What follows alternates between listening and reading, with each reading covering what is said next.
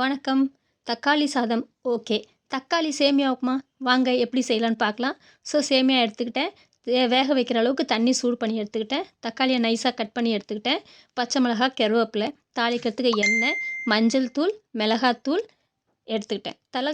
எண்ணெய் சூடானதுக்கப்புறம் கடுகு போட்டுட்டு, இந்த பச்சை மிளகாய், கருவேப்பிலை வச்சுருக்கோம் இல்லையா, அதை போட்டு நல்லா வதக்கிட்டு, மஞ்சள் தூள், மிளகாத்தூள் போட்டு, நம்ம கட் பண்ணியிருக்க வெங்காயம், தக்காளிய வந்து இதில ஆட் பண்ணி வதக்க போகிறோம்.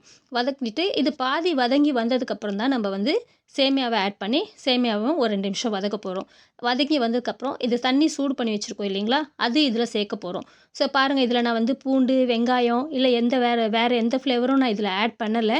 வெறும் அப்படியே ரியலாகவே தான் சீக்கிரமாக வீட்டில் செஞ்சு சாப்பிட்லாம் ஹோட்டலில் சாப்பிட்றதுக்கு. இது எதிர்க்க நூடுல்ஸும் ஒன்றும் இல்லைங்க. ஸோ இப்போது வந்து பார்த்திங்கன்னா இந்த ஸ்டேஜில் நான் 1 ஸ்பூன் சாம்பார் மசாலா சேர்த்துருக்கேன், உப்பு சேர்த்துருக்கேன்.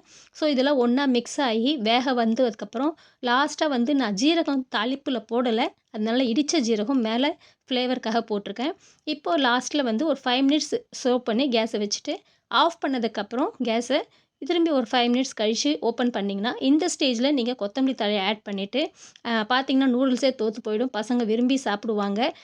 சர்வ் பண்ணலாம். ஸோ எப்படி வந்திருக்குன்னு சொல்லுங்கள். மீண்டும் இன்னொரு ரெசிபியோடு உங்களை சந்திக்கிறேன். Until then bye from Rajmathi. நன்றி, வணக்கம்.